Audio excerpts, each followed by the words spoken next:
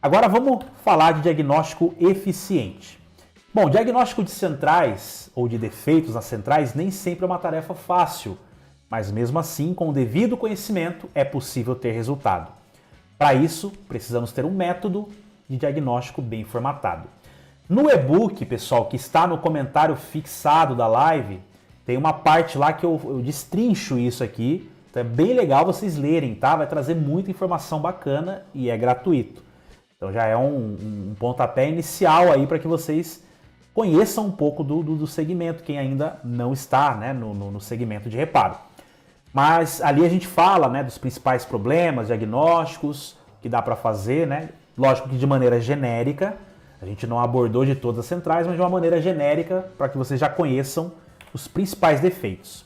Então a primeira coisa que a gente precisa fazer, iniciar o diagnóstico. Então temos que perceber qual é o sintoma que a central tem.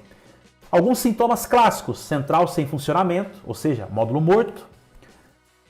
Para esse defeito, nós temos algumas rotinas de diagnósticos que podem ser feitas, tá? Primeiro, verificar a alimentação de 12 e 5 volts. Isso é padrão, né? Para toda central precisamos fazer isso. Depois, analisar o arquivo da central. O arquivo da central deixa ou faz com que o módulo também tenha esse defeito, módulo morto. Verificar o cristal oscilador, que é uma peça fundamental que liga o processador, que starta o processador. Se o processador não funcionar, sem chance, né? A gente também não vai conseguir ter o módulo funcionando. E depois, se tudo isso aqui não resolver, um possível defeito no processador. Então essa, lógico, de maneira resumida, tá? Como eu falei no e-book, está mais detalhado, mas de maneira resumida aqui, essas são as rotinas que nós podemos fazer efetivamente num diagnóstico. Segundo tipo de sintoma, a central ela pode não atuadores redundante, né? Mas ela pode não acionar algum determinado atuador. Para esse tipo de defeito, nós temos que partir por um princípio aqui. Inspeção visual, o mapeamento do circuito defeituoso, que é o quê? Descobrir qual é a peça que está ligada àquele atuador. Analisar o arquivo, porque o arquivo da central, querendo ou não, ele dá muito defeito, e aí para corpo de borboleta, pode parar a bobina. É uma série de defeitos causados pelo arquivo.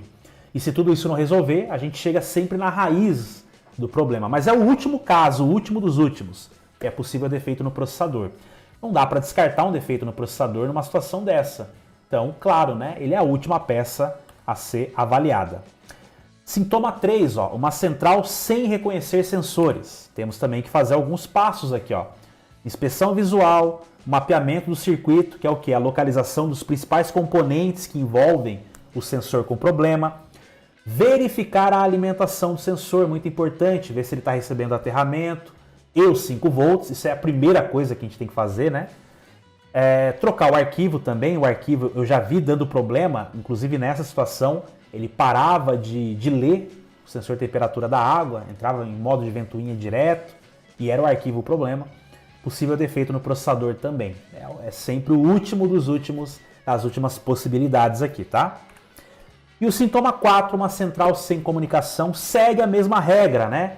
Inspeção visual sempre é muito importante, dá para matar muito defeito só de você olhar essa central. Então não pense que você já tem que ir logo de cara fazer qualquer coisa aqui. Olha a central, né? Dá uma boa olhada nela, vê se não tem trilha rompida, isso aqui já mata muito defeito. Mapeamento do circuito defeituoso para você descobrir quem é o decodificador nessa situação. Analisar o arquivo também faz parar a comunicação e defeito no processador.